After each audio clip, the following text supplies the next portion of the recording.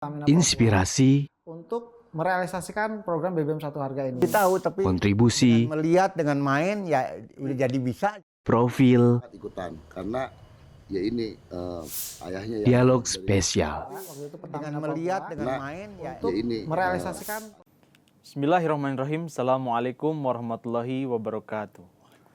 Pemirsa MT yang dirahmati Allah Ta'ala, senang sekali bisa berjumpa kembali bersama saya Muhammad Fahrizal dalam program Dialog Spesial. Pada episode kali ini, sama-sama kita akan berbincang dengan salah seorang mubaligh silsilah, yakni Maulana Anugrah Rahadian Firdaus. Untuk itu langsung saja kita sapa narasumber kita. Assalamualaikum warahmatullahi wabarakatuh, Pak Mubaligh. Waalaikumsalam warahmatullahi wabarakatuh. Bagaimana kabar hari ini, Pak? Alhamdulillah sehat. Alhamdulillah ya. Oke, tentu banyak pemirsa nih Pak yang penasaran nih, karena Bapak tugas di Tuvalu ya sudah Iya. beberapa waktu berselang. Nah sebelum kita membahas banyak soal Tuvalu, terlebih dahulu saya ingin tahu gini, cerita Pak Mubaligh di pendidikan sampai akhirnya memilih jamiah gitu Pak. Oke. Monggo silakan. Assalamualaikum warahmatullahi wabarakatuh. Rekan-rekan semua dimanapun pemirsa MTA dimanapun Anda berada. Jadi pertama kali saya memutuskan untuk ke jamiah itu dari sekolah menengah atas. Kebetulan saya bersekolah di SMA Arif Rahman Hakim. Nah, di sana saya memiliki tekad dan niat untuk bergabung ke jamiah dan menjadi seorang mubaligh. Jadi saya menempuh pendidikan jamiah di Indonesia selama 5 tahun kurang lebih. Oke, selama 5 tahun menempuh proses pendidikan di jamiah Pak Mubaligh. Bagaimana kesannya, pesannya atau pelajaran apa yang kemudian bisa diterapkan di lapangan itu? Monggo. Ya, terutama mengenai keitaatan ya. Oke. Karena dari keitaatan itu sendiri sangat banyak manfaatnya. Terutama ketika kita di cabang atau ditugaskan dimanapun, di mana tidak ada siapapun ya, itu hanya kita dengan Allah Ta'ala saja gitu. Jadi bagaimana kita menjalin hubungan Allah Ta'ala dengan erat, nah itu semua berawal dari apa yang kita terima di jamiah itu. Oke, Pak Mubaligh, kita bicara Tuvalu nih. Bisa disampaikan ke pemirsa di rumah seperti apa Tuvalu itu? Ya, Tuvalu itu sendiri sebuah negara kepulauan. Negara kepulauan. Yang terletak di Samudra Pasifik. Samudra Pasifik. Iya, itu jaraknya lumayan jauh ya kalau dari Indonesia. Dari Indonesia. Ya. Jadi di sana itu mayoritas penduduknya beragama Kristen, Protestan, dan dari segi wilayah pun sangat-sangat kecil. Jadi tidak bisa dibandingkan dengan Indonesia gitu. Oke. Kesan pertama Pak Mubaligh nih begitu menginjakan kaki di Tuvalu nih, itu kan seperti Bapak sampaikan jarak yang membentang, Betul. kemudian budaya dan segala aspek yang berbeda itu. Iya, Bagaimana kesan pertamanya setelah tiba Kesan di Tuvalu? pertama ya sangat unik sekali karena di sana itu masih bisa dibilang terisolir lah, jauh dari apa yang kita sama-sama alami di Indonesia. Yang kita rasakan modernisasi seperti itu ya. Jadi ibaratkan kita kembali ke masa 30 tahun silam di Indonesia. Di Indonesia? Gitu. Ya, itu yang sekarang ada di Tuvalu. Soal Gitu. teknologi seperti itu? Kalau dari segi teknologi itu sudah mulai masuk ya. Tapi dari segi kemudahan, kelancaran, transportasi pun gitu, itu masih sangat-sangat kurang sekali gitu. Oh, saya mau mulai dari budaya nih. Gimana mau balik mengatasi gap itu yang ada di Indonesia yang mayoritas ramah gitu, kemudian di sana yang seperti itu. Bagaimana? Kalau di Tuvalu itu alhamdulillah adaptasi dengan budayanya itu tidak terlalu sulit. Karena orang-orang itu mereka senang untuk mengobrol dan senang untuk berkumpul. Jadi ketika kita berjalan dimanapun, kadang pun kita dipanggil gitu kan, ada untuk mampir seperti itu, tegur sapa juga. Dan juga karena mereka itu sangat kecil ya, di pulau di mana yang kecil dalam hal populasi. populasi. Jadi ketika saya tiba di sana itu dengan mudah orang-orang lain itu mengenal. Jadi karena satu sama lain, tetangga itu sudah saling tahu lah gitu. Jumlah penduduk yang ada di ibu kota itu hanya sekitar 5.000 orang saja. Di ibu kota. Iya. Ibu kota Tuvalu itu Di Funafuti. Funafuti. Itu nama ibu Oke. kotanya. Jadi Funafuti. ketika kita bertegur sapa dengan satu orang dan yang lain, mereka dengan mudah bisa mengenali gitu. Oke, oke, Hmm, oke, hmm, hmm. oke. Kemudian soal pemubalik tugas sebagai mubalik gitu dan Tuvalu yang mayoritas masyarakatnya itu 90% itu Kristen gitu ya. Betul. Nah, bagaimana cara pemubalik itu di awal pendekatan pendahuluannya itu? Sebetulnya saya sudah sangat terbantu dengan apa yang sudah dijalankan oleh Mubalik sebelumnya. Maulana Idris, beliau sebelumnya bertugas di sana. Jadi apa-apa saja yang beliau, program-program apa saja yang beliau laksanakan, saya coba terapkan gitu. Misalnya mengenai Raptah gitu kan. Jadi Raptah itu tidak hanya melalui dari perkenalan atau tetangga, olahraga, dari olahraga juga bisa gitu. Kebetulan ya saya juga ikut-ikut saja setiap sorenya dan itu menambah jaringan, kemudian juga Raptah kita gitu. Oke, oke. Kalau soal iklim di Tuvalu itu sendiri bagaimana Pak Mubalik? Iklim atau cuaca di Tuvalu itu cenderung panas ya. Panas. Karena Tuvalu itu dekat dengan garis khatulistiwa. Jadi dia termasuk negara yang tropis. Jadi apa yang kita rasakan di sini ya kurang lebih mirip lah dengan ada yang di Tuvalu gitu. Oke. Kemudian soal bahasa nih Pak Mubalik di Tuvalu sendiri. Mayoritas kan bahasa resmi itu Inggris ya? Atau Betul, ada betul. bahasa Tuvalu sendiri? Jadi mereka menggunakan dua bahasa, bahasa Inggris dan bahasa Tuvalu. Dua-duanya mereka gunakan, baik di tingkat nasional maupun di hubungan sosial. Jadi kadang untuk personal kita bisa menggunakan bahasa Inggris, kadang mereka juga bisa menggunakan bahasa Tuvalu. Kalau saya sendiri saya masih belajar ya bahasa Tuvalu. Jadi masih menggunakan bahasa Inggris. Kalau di institusi pendidikan itu bahasa yang digunakan itu oleh mereka? Bahasa Inggris. Bahasa Inggris. Bahasa Inggris. Oke. Ya. Oke, kemudian pengalaman yang bisa disampaikan ke pemirsa nih Pak Mubalik sejauh ini bertugas di Tuvalu gitu, jauh dari rumah. Ya sebetulnya ya lumayan apa ya, ya banyak suka dan dukanya lah ya pastinya. Ya apalagi negara di mana jauh, kemudian juga dari segi komunikasi pun kadang kesulitan gitu ya. Di sana pun internet yang kita biasa tahu 4G itu ya, itu pun baru masuk beberapa tahun silam gitu. Di sana di Tuvalu itu. Kadang pun tidak ada koneksi dan sebagainya. Itu kadang yang membuat saya apa ya, kangen ya dengan keluarga, kemudian juga dengan suasana di Indonesia gitu. Kemudahan-kemudahan yang kita biasa lakukan atau biasa kita dapatkan seperti online ya, transportasi online, kemudian jual beli online dan sebagainya itu tidak bisa kita lakukan di sana. Tidak.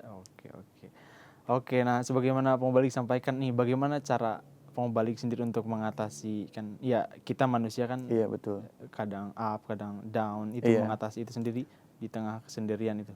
Iya, saya kebetulan mempunyai hobi fotografi. Jadi kadang kalau saya sedang jenuh, saya sedang apa ya, boring gitu ya, yang saya lakukan ya pergi ke pantai, kemudian ya foto-foto, sunset dan sebagainya gitu. Ya sedikit banyaknya itu membantu saya untuk mengatasi jenuh itu. Kita kembali ke soal ini, tugas atau persebaran Islam atau jemaat di Tuvalu itu. Mau balik gimana? Cara jemaat menyampaikan tabligh di tengah masyarakat yang mayoritas Kristen itu? Iya.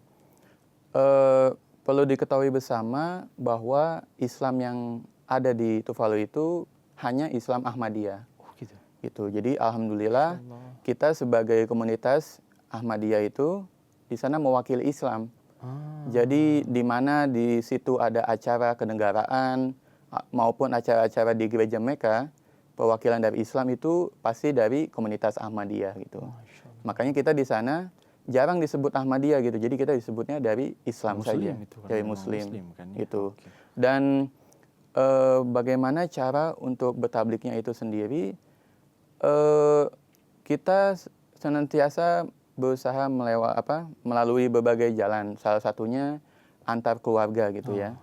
Jadi kan misalnya si keluarga jemaat atau anggota kita, ketika kita ada acara, kita undang juga anggota Oh, keluarga lain oke, yang belum memeluk Islam gitu kan. Ayo sama-sama ikut, kita lihat bagaimana acara di Islam gitu kan. Alhamdulillah mereka juga antusias, ikut serta juga dalam acara itu. Oke oke. Lalu ini pemubalik yang ingin saya tanyakan itu apa stigma yang ada di masyarakat di Tuvalu itu mengenai Islam itu? Ya seperti kita ketahui di dunia barat atau dimanapun itu, Islam lebih dikenal sebagai agama yang ekstremis. Iya. Agama yang terkenal menyebarkan dengan kebencian dan kekerasan ya. Iya, karena kita hingga hari ini pun ya banyak Betul. oknum-oknum yang mengatasnamakan Islam. Iya, jadi karena mereka hanya mengetahui itu dari media, itulah stigma awal yang mereka miliki gitu Oke, terhadap Islam ya. terhadap secara umum. Islam. Tetapi sedikit banyak kita dari Muslim Ahmadiyah, kita berusaha untuk menampilkan akhlakul karimah, Oke. menampilkan Islam yang cinta damai. Kebetulan saya juga mendapatkan karunia untuk mengisi program radio Oh, nasional. Nasional Tuvalu. Iya, jadi memang alat atau media yang bisa menembus atau bisa berada di semua rumah itu baru radio ya. Oh, di sana itu radio. Iya, Ya? radio. TV sudah mulai ada tetapi tidak banyak gitu ya. Jadi radio lah. Dan kebetulan kita dipersilakan untuk mengisi di sana. Oke, oke. Itu jadi fasilitator radionya itu dari Bukan dari Kristen juga dari gitu. Kristen juga. Malah mereka mempersilakan gitu. Dari agama-agama lain silakan yang ingin menyiarkan atau ingin menyampaikan agamanya bisa mengisi program di sana gitu. Oke, oke. Menarik tadi Pak Mubalik sampaikan. Jadi media utama sarana mereka untuk mendapatkan informasi itu ternyata radio ya. Iya. Nah, terus juga Pak Mubalik sampaikan bahwa ternyata referensi berita yang mereka dapat itu dari dunia barat ya. Betul Nah, sekali. kemudian ketika Pak Mubalik sampaikan mengenai Islam, khususnya juga mengenai Ahmadiyah, itu apakah dari antara mereka itu sudah ada yang pernah mengenal atau mungkin mendengar soal Ahmadiyah itu? Kalau dari Ahmadiyah sendiri jarang ya. Oh, mereka ya. Jarang karena yang mereka ketahui itu Islam hanya satu gitu ya. Oke, oke. Gitu kan. Islam yang ya itulah yang banyak disampaikan di media-media barat gitu ya. Iya. Maka dari itu pentingnya kami juga anggota-anggota lain menyampaikan bahwa Islam yang ada di Tuvalu ini bukan Islam yang lain yang bapak-bapak atau ibu-ibu lihat di media sana gitu. Oke, oke. Islam yang hadir di Tuvalu itu Islam yang cinta damai, Islam Ahmadiyah gitu. Jadi Oke. sedikit banyak mereka itu baru mengetahui itu setelah kita jelaskan. Nah, lalu apa bentuk program, bentuk implementasi yang dilaksanakan jemaat itu untuk membuktikan bahwa Islam itu agama yang cinta damai itu seperti apa, Pak Mubalik? Kita senantiasa untuk berbaur ya, untuk bersilaturahmi juga ke tetangga-tetangga sekitar. Oke. Dan ketika acara-acara besar Islam Iya. mengenai seperti Lebaran, Oke. Lebaran Idul Adha atau Idul Fitri, itu kita undang juga tetangga-tetangga di sekitar gitu. Ketika puasa pun, acara buka puasa bersama, kita undang juga. Jadi mereka mengetahui, oh inilah ajaran Islam yang sesungguhnya gitu. oke. Jadi sedikit banyak mereka berubah pandangannya Pandangan gitu. soal ekstremisme Betul. mengenai Islam. Oke, oke. Oke, kemudian program rutin yang dijalankan jemaat Tuvalu itu, Pak Mubalik. Kalau dari program sih, alhamdulillah kita melaksanakan program sebagaimana jemaat-jemaat Tradisi lainnya. jemaat ya. Seperti ya sholat Jumat berjamaah, Oke, oke. kemudian juga kita ada pengajian gabungan, kemudian juga kita mengadakan wikari amal gitu. Cuman dari segi acara-acara yang lebih spesifik mengenai badan-badan memang masih perlu untuk ditingkatkan lagi. Oke, oke.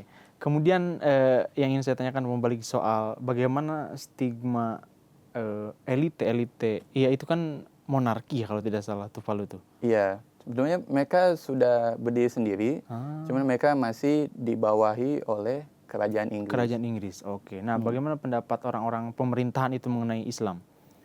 Alhamdulillah, setiap ada acara di mana Islam itu diundang, Oke, ya saya sebagaimana perwakilan saya berusaha untuk oke. menyampaikan bahwa Islam itu begini loh Pak, begini Bu, Islam itu tidak seperti yang bapak-bapak atau ibu-ibu lihat gitu kan. Banyak juga yang cukup fanatik ya, tetapi sebagai kita Muslim Ahmadi ya kita berusaha semaksimal kita menyampaikan itu. Dan untungnya di sana itu pemerintah itu tidak seperti yang ada di Indonesia yang terlalu banyak protokol. Ketika kita ingin bertemu dengan misalnya saat contoh gubernur atau misalnya bupati sekalipun, itu banyak yang harus kita lalui gitu kan. Tetapi di Tuvalu itu sangat mudah sekali untuk bertemu beliau-beliau itu. Jadi beliau itu tidak tidak makhluk gaib gitu. Mudah untuk ditemui gitu. Iya, Masya Allah. Oke, ini Pak Mubalik, apa yang dilakukan Pak Mubalik di tengah kondisi pandemi? Berarti sempat mengalami pandemi di Tuvalu itu ya? Iya. Selama pandemi berarti Pak Mubalik ada di sana ya? Iya, betul. Nah, program jemaat itu ataupun terobosan yang jemaat berikan kepada masyarakat. Jadi ketika pandemi itu ya menerjang dunia di awal tahun 2020 itu, pemerintah Tuvalu itu langsung menerapkan lockdown. Oh, langsung. Jadi pesawat itu tidak ada yang masuk dan tidak ada yang keluar pula. Jadi setelah beberapa bulan itu kita alhamdulillah masih COVID free.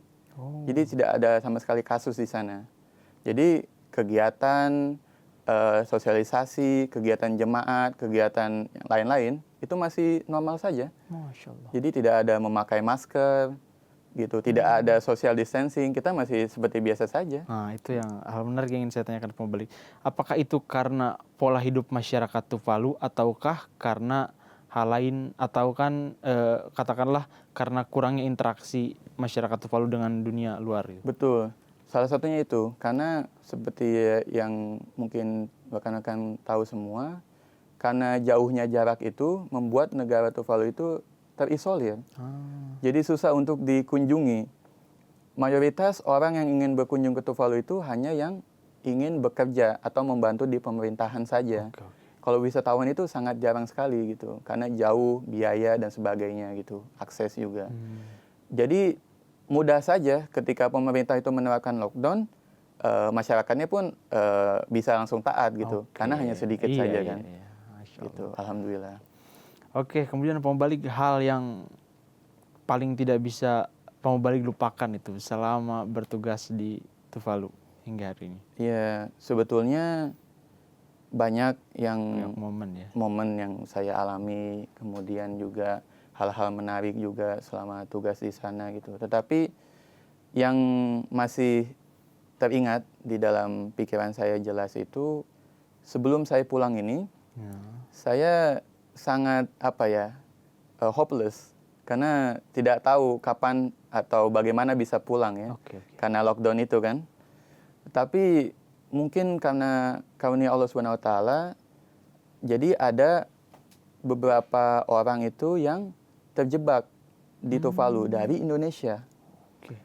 Lalu ketika itu saya berusaha lah untuk membantu mereka selama di Tuvalu kan. Karena mereka agak kesulitan juga untuk berbahasa, untuk sosialisasi. Itu jadi Ahmadi itu mereka orang-orang. Mereka non-Ahmadi, mereka Muslim. Kebetulan mereka di sana itu bertugas mengirim kapal. Jadi pemerintah Tuvalu itu membeli kapal dari salah satu perusahaan Indonesia. Kemudian perusahaan itu mempekerjakan orang-orang ABK dari Indonesia berlayar ke Tuvalu. Nah, tetapi dikarenakan sulitnya penerbangan, ya mereka terjebak di sana. Itu saya di sana membantu proses selama mereka tinggal di sana. Sosialisasi, kemudian juga berkorespondensi dengan pemerintah di sana. Ya saya sebagai translator, jadi interpreter juga di sana. Dan alhamdulillah berkat bapak-bapak yang terjebak itu juga ya, dalam tanda kutip ya, saya dapat karunia, saya bisa ikut pulang ke Indonesia dengan mereka. Jadi perusahaan mereka itu berupaya bagaimanapun juga untuk mengambil itu orang-orang pulang. Jadi saya ikut. Kebetulan mereka mencarter pesawat gitu. Jadi saya bisa ikutlah ke sana. Itu hingga akhirnya Pak Mubalik bisa tiba ke Jakarta, Indonesia. Oke, saya ingin kembali ke selama Pak Mubalik tugas di masa awal tugas Pak Mubalik. Hal apa yang bisa disampaikan ke pemirsa kesulitan yang melanda, misalkan di tengah kondisi yang kurang, Betul. hingga akhirnya pemubalik merasakan bahwa wah ini pertolongan Allah Ta'ala itu. Iya. Di sana itu kan karena saya sendiri ya ketika awal berangkat itu. Saya juga hanya berbekal kontak teman-teman dari mubalik sebelumnya, Maulana Idris gitu. Jadi kadang saya merasa sendiri juga gitu. Kemana-mana sendiri, kemudian juga berusaha untuk menjalin pertemanan juga kan, itu kan tidak sulit ya, tidak mudah gitu kan. Karena kan mereka pasti nanya kan, apa tugas kamu gitu kan, dari mana gitu kan. Itu kadang mereka bingung juga, kita tidak bekerja di pemerintahan atau dimanapun, tetapi kita masih bisa hidup di sana. Oke, lalu apa yang mau balik sampaikan ke masyarakat itu ketika? Ya, saya datang ke sini bertugas sebagai misionari gitu, untuk menyiarkan Islam gitu. Alhamdulillah dari pertemanan itu kita masih bisa kontak hingga sekarang pun masih menjadi sahabat karib gitu. Oke. Jadi ketika saya berdoa gitu, berharap semoga Allah Ta'ala memberikan kemudahan, membuka jalan-jalan rapta silaturahmi, ya diberikan gitu secara tidak langsung oleh Allah Subhanahu Wa Ta'ala. Masya Allah. Jadi ketika Pak Mubalik tiba di sana itu Pak Maulana Idris itu pendahulu sudah meninggalkan Tuvalu ya? Sudah. Jadi tidak di guide dulu lah gitu. Beliau hanya bertemu dengan saya di sini di Indonesia sebelum berangkat. Oh begini nih Tuvalu. Apa saja kelebihan, apa saja kekurangannya. Nanti kamu harus bertemu siapa, kamu harus bagaimana gitu. Jadi hanya gambaran kasar lah gitu. Dan itu pun pengalaman pertama saya untuk pergi ke luar negeri gitu. Karena saya selama ini masih hanya di Indonesia saja gitu. Jadi betul-betul lah pertolongan Allah Ta'ala itu luar biasa sekali. Oke. Terakhir Pak Mubalik bisa disampaikan ke pemirsa di rumah nih, kesan mungkin yang selama bertugas di Tuvalu dan juga pesan untuk masyarakat, untuk pemirsa di rumah. Oke. Kesan saya selama berada di Tuvalu itu sangat menyenangkan. Masyarakatnya ramah, kemudian mereka karena hidup komunal ya. Jadi mereka sangat dekat dengan satu sama lain. Dan apa yang dipikirkan bahwa Tuvalu itu mengerikan, jauh dan sebagainya, ketika kita mengenal lebih jauh masyarakat, orang-orangnya, itu sangat-sangat berkesan lah di dalam hati saya juga gitu. Kemudian pesannya bagi pemirsa MTA dimanapun berada, kita sebagai Muslim Ahmadi, terutama di Indonesia ini harus sangat-sangat bersyukur. Karena apa yang kita rasakan saat ini di Indonesia itu sangat-sangat jauh dibandingkan rekan-rekan kita di Tuvalu gitu. Jadi hendaknya kita bersyukur, kemudian lebih lagi giat lagi mengikuti kegiatan-kegiatan jemaat. Ya di masa pandemi ini memang agak sulit ya. Tapi setelah itu lebih giat lagi gitu, ditingkatkan lagi. Masya Allah. Oke, sebagai penutup Pak Mubalik bisa disampaikan nih, sedikit banyak tentu Pak Mubalik belajar ya bahasa Tuvalu. Ya, sedikit banyak. Oke, bisa disampaikan ke pemirsa di rumah nih, kalimat bahasa Indonesianya mungkin.